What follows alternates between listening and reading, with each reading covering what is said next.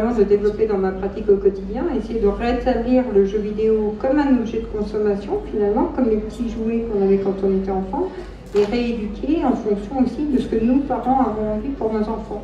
Très sincèrement, je parents aussi mettre mon enfant devant une tablette pour qu'il joue le temps que je prépare leur repas, ou le soir quand je rentre, que je suis fatiguée, que je mets un rapport à taper, ça peut être utile, mais c'est peut-être délétère. C'est à nous de réfléchir. Ça remplace la nounou. Oui, la nounou, c'est le nounou 2.0, ouais. Très clairement. Mais moi, il y a un côté addict, souvent les enfants ils râlent, ou ils veulent pas laisser leur jeu, ils sont au milieu d'une bataille, ils veulent enregistrer. Il y a un côté où ils ont du mal à couper avec leur jeu, alors que bon, c'est peut-être plus facile quand on joue au petit soldat ou à la poupée de dire voilà, tu ranges après, tu laisses ton jeu, tu reprends. Donc il y a ce côté-là. Est-ce que c'est ce qui rend aussi addict, ou qu'est-ce qui rend addict à nos enfants? Est-ce que c'est ce côté de musique ou de jeu, on veut gagner Alors je parle juste du jeu simple, après il y a le jeu aussi en réseau, où là il y a le copain, la copine qu'on ne connaît pas, donc qui rentre dans le jeu, donc dans une communauté même si on ne les voit pas.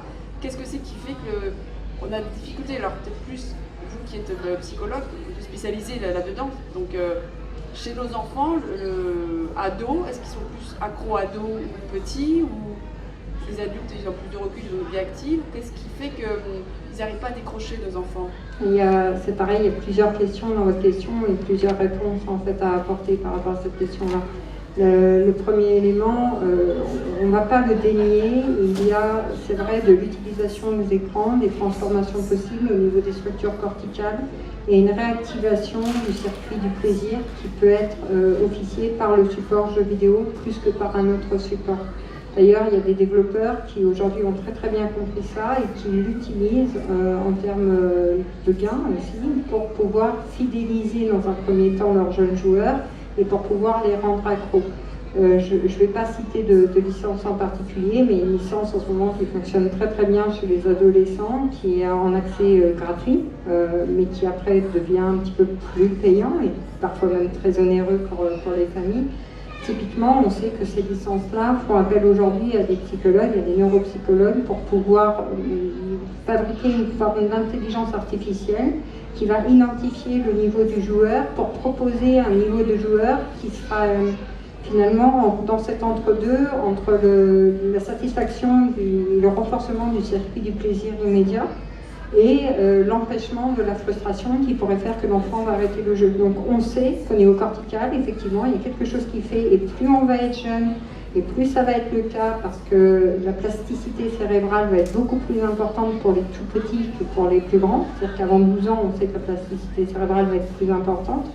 Mais il y a l'aspect aussi, les développeurs qui en font aussi quelque chose pour pouvoir rendre accro. Après, encore une fois, le jeu, comme tout objet pouvant rendre addict, qu'on soit enfant ou adulte, parce que c'est pas délimité aux enfants, ces soucis-là, le jeu c'est quelque chose qui s'éduque dans l'utilisation. Dénier le problème, dire non, il n'y a pas de problème, c'est pas une solution. Focaliser sur le problème, c'est pas non plus la solution. L'idée c'est de réapprendre à utiliser, d'apprendre à utiliser. Après, oui. C'est bien, justement, il y a des outils qui sont faits pour ça. Ouais. Pour ça, il y a des outils sur les jeux vidéo. En tout cas, il y a un outil qui s'appelle le PEGI, qui est critiquable sur certains points, etc., mais qui est très clair pour les parents, parce que c'est les parents qui sont essentiellement acheteurs. Vous avez des logos. Vous avez PEGI 18, c'est un jeu qui normalement devrait... Alors, en France, on a statué, c'est déconseillé. On laisse aux parents le droit de choisir s'ils ont le droit de faire jouer à des jeux violents ou pas, des jeux vulgaires, des choses comme ça, à leurs enfants. Par contre, c'est bien expliqué. Si vous regardez les boîtes, vous avez un PEGI 18, PEGI 16, PEGI 12, PEGI 7, PEGI 3. PEGI 3, c'est pour tout le monde. Il n'y a pas de vulgarité, il n'y a rien de spécifique, de dangereux. PEGI 7, on commence à avoir un cran au-dessus. PEGI 16, ça commence à devenir un peu plus chaud. Et 18, etc. Au-delà du moins 18, moins 16, il y a des petits pictogrammes derrière, violents, vulgaires, scènes de sexe. Elles sont très explicites derrière, donc c'est à vous de regarder derrière et de savoir si on peut laisser. C'est jamais facile, je sais, de dire ouais mais les copains ils jouent, ouais mais les copains ils jouent, mais pas forcément à la maison, etc. GTA est souvent décrié parce que c'est un jeu qui génère beaucoup de choses, c'est antisocial, il y a il y a pas d'enfants, voilà, il y a du sexe tarifé, mais on est acteur, on n'est pas juste regardant. Vous avez du viol, l'avant-dernier commençait par une scène de viol et à plusieurs, donc c'est un jeu qui fait des adultes, c'est tout à fait acceptable et jouable, et c'est même rigolo à jouer, qui peut effectivement déséquilibrer les enfants. Dans ce cas-là, il y a encore un écran. Et là-dessus, c'est pareil, si vous regardez Peggy, c'est clairement tout est expliqué. C'est pas pour les enfants, point barre. Alors après, voilà, chacun fait après, éduque ses enfants comme il veut, ça c'est pas... Nous on est journalistes, on essaye de rappeler que c'est etc. Mais même si c'est même pas à nous de le faire, le Peggy est là pour ça. Vous prenez une boîte de jeu, vous la retournez. C'est aussi simple que la télé. La télé a mis un système en place équivalent avec les petits trucs en bas à droite, où on est toujours... et le système dont tu parlais tout à l'heure, du jeu dont tu parlais tout à l'heure, de masse que les enfants jouent, ils ont été très subtils. C'est un jeu de guerre. On parlait tout à l'heure en off, c'est un jeu de guerre. Non, c'est pas publicité, c'est un jeu de guerre, c'est du Call of, mais ça ressemble pas. C'est Fortnite, on va pas, c'est sûr, vous savez, vous subissez tout de toute façon. Donc techniquement, Fortnite est un jeu de guerre. Donc on est face à un jeu de guerre, point barre. C'est pas parce que le gars il ressemble à un clown ou à un truc, c'est un jeu de guerre. Mais comme il ressemble à un clown et qu'il n'y a pas de sang, poum, Peggy 12. Mais ça reste un jeu de guerre. Tu avances, tu dois tuer tout le monde sauf toi. Donc à la question aux parents, là aussi ça devrait être indiqué, mais ils ont été subtils pour éviter la vulgarité, pour éviter le sang, bim, un icône en moins, 2 icônes en moins, poum, on descend d'un Peggy. On pousse encore, puis on descend. Donc là, on amène nos enfants à un jeu qui est guerre, et du coup les parents, vous, nous, oh, c'est moins 12 finalement, bah, du coup c'est les gamins de 7 ans qui jouent. Bim, on a encore joué. Donc là c'est juste, je reviens au système de Peggy, c'est ce que je débat, il n'est pas parfait, parce que les éditeurs savent maintenant le contourner aussi. Fortnite en est une bête. En plus, c'est cette machine derrière avec cette IA qui, contrairement à ce qu'on connaissait peut-être du matchmaking, vous connaissez le mot matchmaking? Vous savez, quand on joue ensemble en réseau, on essaie de nous mettre avec des gens équivalents à notre niveau pour pas qu'on soit frustré parce que tu vas perdre tout le temps, etc. Donc un matchmaking, tu dis voilà, je me mets avec des gens qui ont à peu près mon niveau. Là, c'est pire que ça. Le système qui est mis en place, et elle a très bien expliqué tout à l'heure avec des mots peut-être un peu compliqués des fois, je te taquine. Mais ça vous met dans Fortnite, il y a 100 personnes, vous jouez à 100, il faut être le dernier. Il ne va pas vous mettre au milieu, il ne va pas vous mettre avec des gens équivalents, il va essayer de vous mettre le plus haut possible, globalement, pour que vous soyez toujours en tir. J'aurais pu gagner. Et c'est une machine à création, enfin, c'est une création d'addiction monstrueuse. J'aurais pu gagner. Je suis 4e, mais j'aurais pu gagner sur 100, j'aurais pu. Je suis pas loin. Si vous êtes 97e tout le temps, je veux dire, on est tous pareils, si on n'y arrive pas, on joue pas. C'est bête, hein, t'abandonnes. Moi, à 97, 90, tu fais 2-3 parties, tu te fais laminer, Call of, je joue pas. Les gars, ils ont 10 millions de relèves, j'arrive, je suis mort avant d'avoir bougé, j'ai pas envie d'y jouer. Là, ils ont trouvé un système très vicieux qui permet de jouer. Donc, pour revenir à mon intervention, je vais essayer de parler un peu moins longtemps, je suis désolé. Le Peggy est un système qui peut vous être utile à vous tous. Il existe, il a des défauts, je vous l'ai dit, le Fortnite est passé à travers, mais il est très très éduquant pour ça. Il suffit de regarder à quel moment. Et le mieux, c'est d'essayer les jeux avant aussi, de les regarder, de regarder des vidéos, il y en a plein maintenant. Tapez le nom du jeu, vous regardez ce que ça donne, vous regardez, c'est parfois un peu fatigant, certes, les vidéos, mais ça vous permet de voir un gameplay, ça vous permet de savoir si vous avez envie de votre gosse ou l'assister, je sais pas, après il faut jouer avec aussi. On est tous normalement d'un âge où on a joué, à peu de choses près, on est encore à la limite.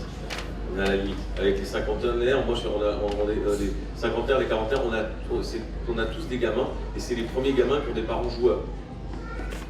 Et c'est là la faiblesse du système aussi, mais je te passerai la parole après, je vais peut-être passer à notre collègue Mathieu, si tu as envie de dire quelque chose. Mathieu, c'est ça, hein? Je sais pas, Olivier, t'as vu ça? Bien. Parce que je pense que tu as peut-être aussi quelque chose à dire. Oui, Mathieu, donc toi, vous faites un spectacle justement sur le jeu vidéo. Ce serait intéressant de savoir un petit peu pourquoi ce thème-là et comment vous l'abordez. Merci. Donc c'est un spectacle qui s'appelle À quoi tu joues, c'est un conférence-spectacle sur le jeu vidéo en réseau. Spectacle parce que moi je suis conteur, donc je raconte des histoires, des contes traditionnels, la mythologie, la science-fiction, des récits de vie, et conférence parce qu'il y a des morceaux de vulgarisation scientifique. Et ce qui m'intéressait dans cette œuvre hybride, c'était de partager certaines des recherches actuelles en jeux vidéo. C'est né à la fois d'une frustration de voir toujours les mêmes pages des magazines dans la rue, où on va toujours entendre la même chose sur le jeu, même si maintenant ça change un peu, que ça devient une industrie prospère, sur la question de la violence, de l'addiction, avec des dossiers qui sont très peu fouillés et qui sont très... enfin voilà, on a envie d'acheter parce que c'est émotionnel. Et il y a des chercheurs qui s'intéressent depuis longtemps aux jeux vidéo et surtout à l'expérience qui est vécue, et qui vont proposer d'autres façons de le lire et surtout d'interroger la société dans laquelle le jeu vidéo se développe. notamment un chercheur québécois dont j'ai maintenant oublié le nom évidemment, mais qui dit en gros, on accuse le jeu vidéo de créer certaines choses, mais le jeu vidéo n'est que le reflet de la civilisation dans laquelle on vit, et qui est une civilisation, une société très inquiétante, individualiste, etc., etc., etc. Donc le jeu vidéo tel qu'il est aujourd'hui ne naît pas de rien non plus. C'est pas un complot de gens qui veulent faire du mal à l'humanité. C'est faire que du fric, hein. Soyons clairs. À peu de choses près, ils veulent faire du fric. Mais c'est pareil pour le cinéma, on va pas leur... Et pourtant il y a des œuvres magnifiques. Mais leur seul but c'est de faire du fric. Par rapport à la société, pourquoi ça plaît aux enfants cette violence? Justement, c'est vrai. Pourquoi ces jeux pour adultes où il y a des viols, c'est quoi pourquoi tant de cette attirance vers ce type de jeu et pas quelque chose de plus éducatif, plus soft? Pourquoi ça? L'éducatif dans le jeu vidéo existe. Oui.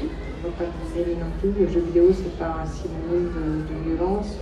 Après, dans le jeu, dans la fonction jeu, on parlait de la fonction jeu tout à l'heure, ça a toujours existé qu'on ait ce qu'on appelle en psychanalyse, j'ai aussi ce livre-là d'être psychanalyste en plus d'être psychologue, désolé, mais on a ce besoin de pouvoir exprimer quelque chose de pulsionnel, d'avoir des espaces où la pulsion peut faire état. On a joué quand on était enfant aux cow-boys et aux indiens, ça n'a pas fait de nous des brigands en série, et on n'écoute pas les sacs à main en l'air comme activité secondaire. Enfin, dire que parce que les enfants jouent à des jeux qui leur permettent aussi d'expulser cette part-là, d'être dans quelque chose de l'ordre d'une expression pulsionnelle, c'est même dans certains cas, moi je vois beaucoup en thérapie avec des jeunes ados, c'est même en général quelque chose de salvateur par rapport à leur équilibre psychique. Donc c'est pour décompresser la journée aussi. Oui, complètement.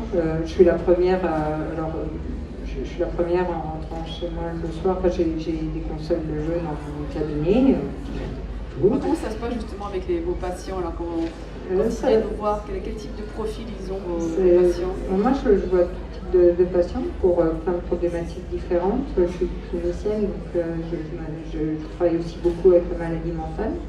Donc j'utilise le jeu vidéo dans différentes fonctions. J'ai parfois des parents qui m'amènent leurs enfants ne sachant pas ce que je fais, en me disant mon gamin est complètement accro, il faut les sortir de là, le jeu vidéo c'est le mal. Et puis là ils me parlent, et puis ils voient mon étagère avec les bouquins qui sont dessus, ils voient une masse de réalité virtuelle, les consoles ils changent de couleur. C'est très bien, on va jouer. Et finalement, mon rôle à ce moment-là, c'est d'inclure le parent dans la démarche. C'est-à-dire, ok, la première question que je pose, d'ailleurs, ça résonne vraiment avec ce que disait Mathieu, et je suis très contente que le titre même de votre spectacle, ça soit ça, parce que c'est la première question que je pose aux parents. Je dis, ok, votre gamin il joue trop, d'accord, ok, oui, ça rend violent, oui, d'accord, ok, donc j'écoute, et je dis, ok, il joue à quoi? Ils ne savent pas. Ils ne savent pas me dire à quoi jouent leurs enfants, et je trouve ça terrible. Jamais ils les intéressaient à ce qu'il fait, cet enfant.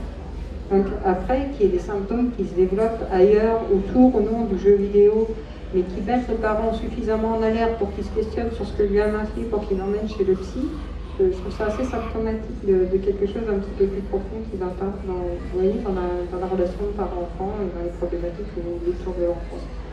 Voilà, je ne sais plus trop poser votre question, mais je travaille avec des gamins qui effectivement peuvent présenter des signes d'une dépendance par rapport aux jeux vidéo. En général, ça sous-tend autre chose. C'est quoi ces signes de dépendance? On passe beaucoup de temps. Le signe le plus alarmant pour nous, c'est quand il n'y a plus de vie sociale à côté du tout. Après, un gamin, il peut jouer un nombre incalculable d'heures à partir du moment où il a une vie sociale, qu'il va rejoindre à l'école, qu'il a des copains, qu'il sort, Enfin, voilà, c'est pas ça qui pose des difficultés. Là où on va commencer vraiment à prendre en charge, c'est quand on sent qu'il y a vraiment une mise à l'écart par rapport à d'autres réalités. C'est vraiment aussi, peut-être, oui. S'ils sont énervés ou... C'est de l'ennui, c'est de l'énervement, c'est de la colère. Parfois, c'est une expression de quelque chose un petit peu plus profond, d'un mal-être plus profond en lien avec des psychopathologies. Ça peut être un signe aussi qui nous révèle autre chose, mais c'est souvent un symptôme plus qu'une maladie. En fait, le trop jouer est souvent un symptôme plus qu'une maladie. Comme pour nous adultes, par rapport à certaines conduites, le trop devient symptôme de quelque chose. Quelqu'un qui vient voir pour un alcoolisme va dire ok, l'alcoolisme c'est la béquille de quoi? Qu'est-ce que ça supporte en fait? Et on ne vire jamais la béquille sans savoir ce qu'il y a derrière, sinon ça serait trop dangereux. Donc voilà, c'est plutôt notre réputation. Après, j'ai des enfants qui viennent me voir. Là, typiquement, en ce moment, j'ai des prises en charge de gamins, notamment un qui a malheureusement une tumeur cérébrale, qui a des gros problèmes de dyspraxie. Le jeu vidéo, je vais l'utiliser pour faire de la remédiation cognitive. Je travaille avec lui sur le jeu vidéo pour travailler sa coordination, pour l'aider à réfléchir autrement, pour réinscrire quelque chose au niveau de la structure corticale qui va nous permettre de mieux être. Après, le jeu vidéo, je m'en sers aussi comme, oui, c'est un outil de socialisation. C'est ok, on joue et tu joues et tes copains ils jouent et comment ça se passe avec tes copains. Et on peut se servir aussi du jeu vidéo pour ça. Donc il y a beaucoup d'aspects en fait dans la prise en charge. C'est un outil thérapeutique, c'est devenu un vrai outil thérapeutique. Voilà. C'est pas que négatif, c'est vrai qu'on voit tellement de choses négatives sur les jeux, enfin, l'addiction, tout ça, qu'on en oublie effectivement le côté donc, pédagogique ou développer comme dit, la coordination, même des fois il y a plein de jeux éducatifs via vidéo qui sont importants, qu'on ne suit peut-être pas assez. Peut-être qu'ils ne sont pas assez justement vendus. Peut-être aussi on parle des top 10 des ventes, qu'est-ce qu'ils apportent ces jeux-là, donc les Mario, etc. Bon, en dehors du loisir, donc, ça fait partie de l'essence de l'être humain, de jouer, on joue à tout âge, donc plus ou moins, mais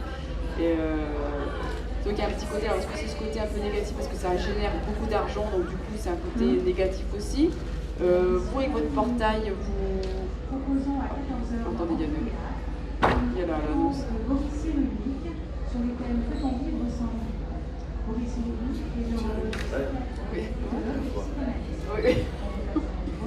Je suis sur Arte là. Ah ouais. Alors donc votre portail justement, pouvez nous en dire un petit peu plus Alors, par rapport à ce que votre activité. Une voix qui porte, pardon. Gameengine.com, oui. Donc techniquement, j'ai monté un site de presse, donc on fait de l'information. C'est de la même manière que vous auriez BFM pour le général. Nous, on travaille sur le jeu vidéo et le monde du geek, ou ce qu'on appelle le monde du joueur. C'est pareil, on va parler de films à partir du moment où c'est un film qui va traiter de super-héros, choses comme ça, donc on s'écarte un petit peu du jeu vidéo, mais on considère qu'un joueur, c'est pas qu'un joueur et que tu joues, qu'il y a un monde dans lequel tu évolues, on essaie de parler de ça. Notre cible principale, c'est le jeu vidéo. On est 4e dans notre petite histoire, on a réussi à se pousser à la 4e place, ce qui est trop cool, dans le sens qu'on est le seul site indépendant, dans le sens où on n'appartient pas à un groupe. Tous les autres appartiennent entre autres à Webedia, donc c'est concurrent de Candy, les autres à TF1, le 3e appartient à un site espagnol qui a plein de choses, le 5e encore au Webedia. Et on a réussi à se mettre au milieu, à pouvoir parler de ce qu'on veut et comme on veut sur les jeux vidéo, entre autres. Les gars qui bossent avec moi, donc j'ai un rédacteur qui est au Japon, c'est un vrai, il est parti vivre là-bas. J'en ai un qui ressemble, si vous voyez en photo, t'as l'impression que c'est un geek, barbu, toujours mal lavé sur sa tête, mais c'est un joueur de foot. Il va apprécier à mourir. Non mais il est pas mal, mais si, tu le vois, et tu le vois, tu te dis c'est un vrai geek. Et puis Alexandre, avec ses tout bien, premier de la classe, etc. Donc là on a des profils différents. On travaille aussi avec une fille qui est pareil, qui fait des articles, etc., qui est absolument magique. C'est plutôt rare dans le jeu vidéo. Il faut savoir que les journalistes jeux vidéo, on n'est pas beaucoup en France, ça se compte en une centaine des vrais pros. On est plutôt garçons. Moi je suis vieux par rapport à eux, ils sont plutôt trentenaires maintenant, c'est amusant. Même si nous, cinquantaires, on les chapeaute. Notre leader, il a 74 ans. C'est un monsieur qui a tenu tous les magazines de ma jeunesse, c'est hallucinant, il est toujours là. Donc, mais ça en reste des garçons. C'est vrai que ça, à la base, c'est plutôt des garçons. Les filles commencent à arriver de plus en plus. Mais ça reste un loisir. Le fait qu'on soit trentenaire, c'est notre génération d'avant. Les loisirs n'étaient pas les mêmes, on vous a pas orienté vers le jeu vidéo, vous maman, je pense pas que vous soyez des joueuses, alors que les garçons, on l'était déjà, quoi. Donc c'était juste, on paye encore notre génération, mais ça change petit à petit, et c'est amusant. Donc voilà, on a réuni tous ces gens pour faire un site où on parle d'information, de passion, on teste les jeux, c'est notre principal boulot, et on les teste, donc en testant les jeux, on sait savoir que sur PlayStation 4 par exemple, c'est un truc très intéressant, les gamins, il n'y a pas. Si vous achetez des jeux, allez à Carrefour, parce que c'est là vous en verrez le plus, ou le Chrome si vous voulez, vous verrez c'est du 18+, 16+, partout. Pourtant il y a des jeux pour les gamins, mais c'est sur le PlayStation Store, vous verrez il y a toute une partie gamin. On avait découvert ça il n'y a pas si longtemps que ça, il y a plein de jeux pour les petits, c'est assez amusant. Les PS pareil, avec Xbox One, c'est des jeux pour adultes, c'est plus adulte. Et le top, je t'en parlais tout à l'heure, le top 1 des ventes de l'année dernière, ce sont des jeux, si j'arrive à appuyer sur le bouton qui va bien, voilà. C'est FIFA, sur foot. Celui-là, il fait mal à personne, hein, on l'accuse de rien. Pourtant, il y a des joueurs qui jouent des heures et des heures et des heures. C'est très addictif, hein, le jeu. FIFA, il faut savoir qu'au-delà du jeu vidéo, c'est le divertissement culturel le plus vendu au monde. Ça va devant les DVD, devant les Blu-ray 4K, devant les salles de spectacle, tout ce que vous voulez. C'est un produit de fou. FIFA, Electronic Arts a besoin que de ça pour survivre, c'est clair. Après, on est sur Red Dead Redemption. Ensuite, c'est un jeu de cow-boy, très violent. C'est du GTA, mais version cow-boy. Et très long, sur des chevaux, dans la traversée déserte, avec des ponts. Ensuite, si vous avez, si messieurs voulaient bien m'aider, mais c'est raté, il y avait Call of Duty, encore un jeu de guerre, multi, c'est du multi, ça joue à plusieurs, enfin c'est un jeu compétitif. Il faut savoir qu'on a oublié cette partie-là, mais maintenant le jeu vidéo devient un sport, c'est de l'e-sport. Hein. Et des gamins donc de 16 à 23, parce qu'à 24 tu commences à perdre les réflexes, à 30 t'es grillé, c'est clair. Il faut savoir qu'à 30 ans, un e-sportif il est mort dans cette catégorie de jeu-là. Et ils gagnent bien leur vie. Les prices c'est 1 million de dollars, c'est 5 millions, tu partages par équipe. Donc c'est une autre carotte qui fait avancer les gamins, mais pourquoi pas? Rien contre un e-sportif, les gamins, quand vous voyez ces mecs-là, qu'on les rencontre, on les a interviewés, ils sont loin d'être bêtes, ils sont pas du tout neuneux, mais pas du tout addicts, et pourtant ils jouent vite, 15 heures par jour, ils y vivent.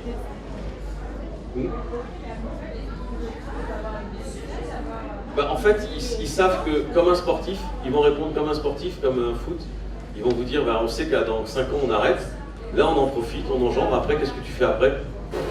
On verra bien, on sera coach, mais après je ne défends pas le truc, mais il faut savoir que c'est un métier, et ça génère. Alors pour l'instant c'est encore long, c'est pas Fortnite, ils viennent de lâcher 100 millions de dollars pour la Coupe du Monde de Fortnite. C'est jamais vu autant, pour un jeu gratuit, je vous rappelle. Donc là, bon, je sais pas quoi vous dire, c'est pas l'e-sport, c'est ouvert à tout le monde. Mais là ils ont lâché 100 millions de dollars, ils vont lâcher je sais plus combien, 45 000 dollars par semaine, un truc comme ça jusqu'au bout, le dernier gagnera 3 millions, comme ça. J'ai plus le détail, mais 100 millions de dollars ils ont mis sur la table. Ça fait rêver les gamins, les parents aussi. On a dans le 06, pardon, excusez-moi. L'autre jour on était sur un concours de Super Dragon Ball Z, de Dragon Ball Fighter Z. Le papa il se déplace avec son gamin de 6 ans. Il en fait une machine à jouer.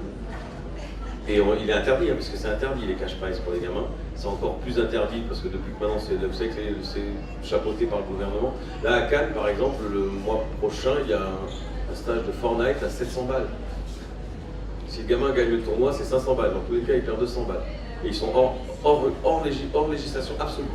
Pas le droit de donner de cash prize aux gamins. Moins de 16 ans, il faut déposer. Donc, mais c'est encadré. Je reviens à ce que je dis, parce que là je me disperse sur Fortnite. Mais c'est aussi un objectif de carrière comme le footeux. Aujourd'hui, on se moque des footeux, mais il y a combien de Zidane? Il n'y en a qu'un, mais il y a combien de. Ils sont quoi, 1 millier, 2000 personnes? Hein, pardon? Ah, bah c'est du sportif, on est dans la même catégorie. Non, mais vas-y, excusez-moi, il faut savoir que très souvent, ces équipes d'e-sport, parce qu'il y a des vraies équipes qui sont encadrées, qui sont sponsorisées par des grands sponsors, qui sont souvent des sponsors qu'on va retrouver aussi dans l'environnement professionnel, donc des marques de fringues, de chaussures, en co. Il faut savoir que ces équipes d'e-sport, de plus en plus, sont entraînées par d'anciens sportifs, des champions olympiques de natation. Allez-y. Pour les sports de voiture, c'est Allez-y qui vient d'ouvrir son équipe. Oui, aussi. Ouais. Dommage, ça aurait fait gagner avant. Il y a vraiment ce côté professionnalisant, vraiment comme les sportifs de haut niveau maintenant, avec les mêmes durées de carrière qui sont extrêmement éphémères, et aussi énormément, et à la fois de vocations qui naissent chez les jeunes. Ça m'arrive régulièrement d'avoir en consultation des jeunes qui me disent « mais moi plus tard je veux faire ça », ça devient un métier.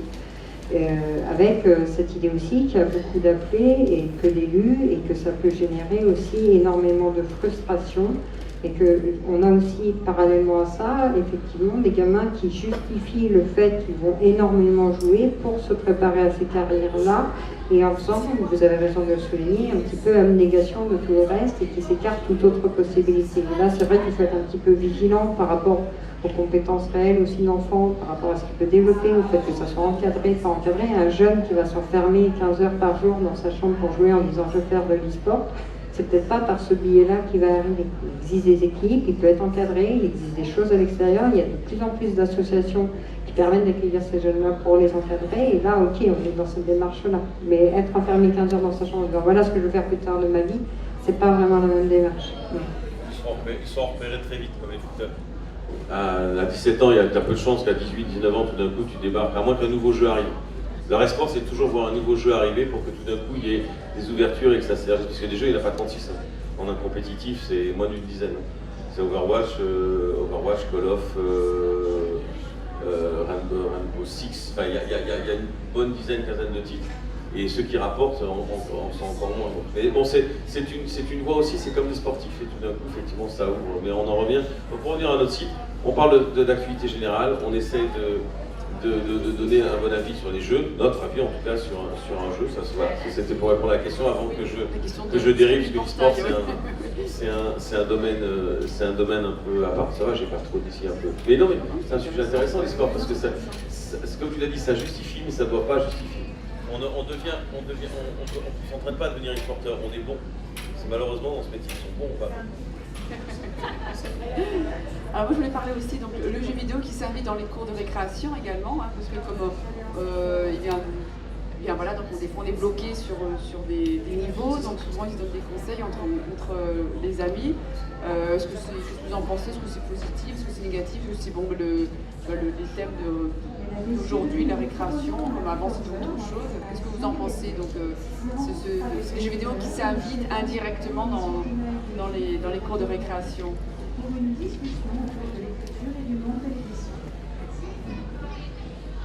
Peut-être ce qui a changé par rapport au bon vieux temps du bon vieux jeu vidéo qu'on connaissait avant, c'est que maintenant beaucoup de jeux sont en réseau et du coup la partie ne s'arrête pas.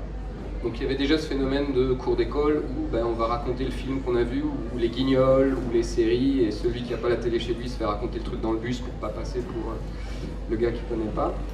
Donc ce phénomène-là, il existait déjà avant. Moi, ce que j'ai constaté dans mes lectures, c'est qu'avec le jeu en réseau et le fait que ce sont des univers persistants, c'est-à-dire que l'univers continue d'évoluer même si toi, tu n'y joues pas. Et ça, pour moi, c'est un changement fondamental par rapport à Tetris ou d'autres jeux. Et donc, on n'a pas envie de rater un truc.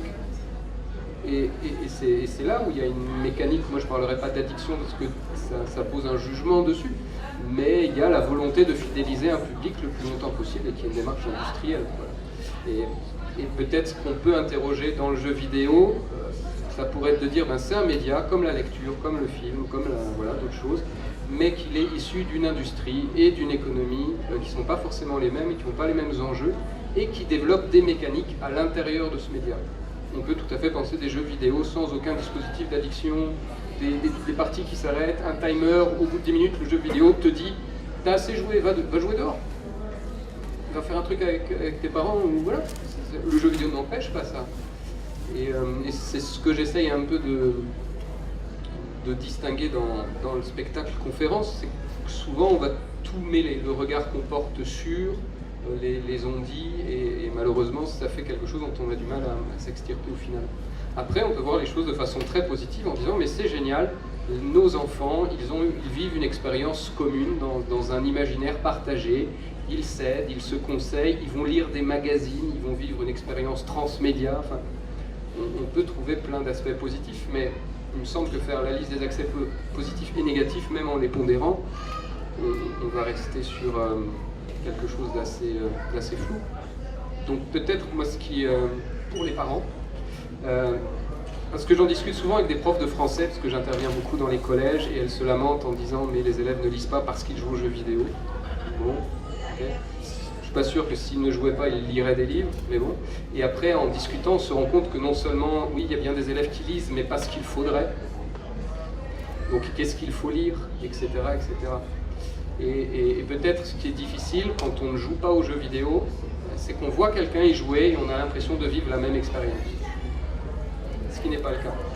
Si on regarde ensemble un film, vous regardez un film, j'arrive, je regarde 5 minutes, je partage la même expérience que vous. Par contre, si je vois quelqu'un jouer, je ne partage pas la même expérience et je porte un jugement qui du coup est biaisé. Et il me semble, comme tu le disais avant, eh ben, il faut s'intéresser à ce à quoi il joue, il faut essayer de jouer avec, partager ça, il y a des jeux coopératifs qui sont vraiment super, mais il faut y passer du temps.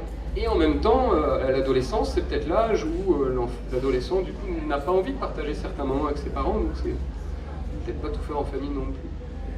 Qu'est-ce que vous pensez peut-être aussi moi, ce qui me déconcerte des fois, c'est qu'ils sont avec leur...